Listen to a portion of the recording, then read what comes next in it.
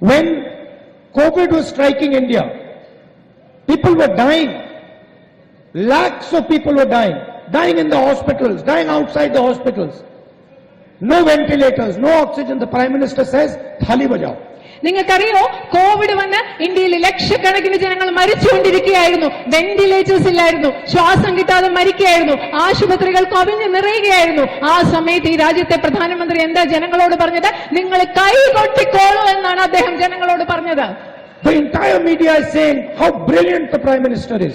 ഇത് കേട്ടിട്ട് ഈ രാജ്യത്തെ മുഴുവൻ ജനങ്ങളും മാധ്യമങ്ങളും പറയുകയാണ്, ഓ, ഈ പ്രധാനമന്ത്രി എന്ത് മഹാനാണെന്നാണ് ഇവിടുത്തെ മാധ്യമങ്ങൾ പറഞ്ഞത്.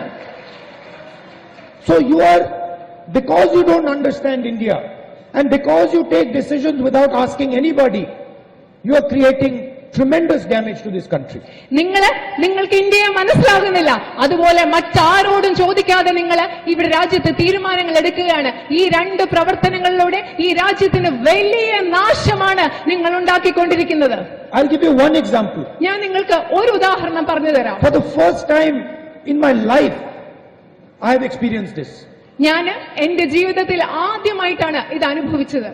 There is a fire burning in Manipur.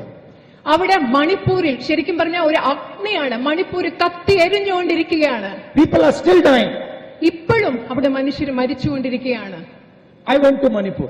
ഞാൻ മണിപ്പൂരിൽ പോയി. And I went to see both the communities. ഞാൻ അവിടെ പോയി. അവിടെ സംഘർഷം ഉണ്ടായിക്കൊണ്ടിരിക്കുന്ന രണ്ട് സമുദായത്തിലെ ആളുകളെയും കാണാൻ ഞാൻ മണിപ്പൂരിൽ പോയി. Meitei community, Kuki community. Meitei സമുദായവും Kuki സമുദായവും. They are not talking to each other at all. നിങ്ങൾക്കറിയോ, അവർ രണ്ടുപേരും, ഈ സമുദായത്തിൽപ്പെട്ട രണ്ട് മനുഷ്യരും ഇപ്പോൾ പരസ്പരം സംസാരിക്കുന്ന കൂടിയില്ല. No conversation between them. ഇവര് തമ്മിൽ യാതൊരു വിധത്തിലുള്ള സംഭാഷണങ്ങളുമില്ല. And the government over there is saying we have completely lost control. അവിടെയുള്ള ഗവൺമെന്റ് പറയാണ്, ഞങ്ങൾക്ക് ഇവിടുത്തെ സാഹചര്യത്തിന് മേൽ യാതൊരു നിയന്ത്രണവുമില്ല എന്ന് അവിടുത്തെ ഗവൺമെന്റ് പറയുകയാണ്. We do not know what to do. എന്ത് ചെയ്യണമെന്ന് ഞങ്ങൾക്ക് അറിയില്ല.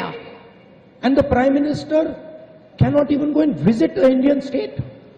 പ്രധാനമന്ത്രി ആ സംസ്ഥാനം, ഈ സാഹചര്യമുള്ള സംസ്ഥാനം ഒരിക്കൽ പോലും സന്ദർശിക്കുക കൂടി ചെയ്തിട്ടില്ല.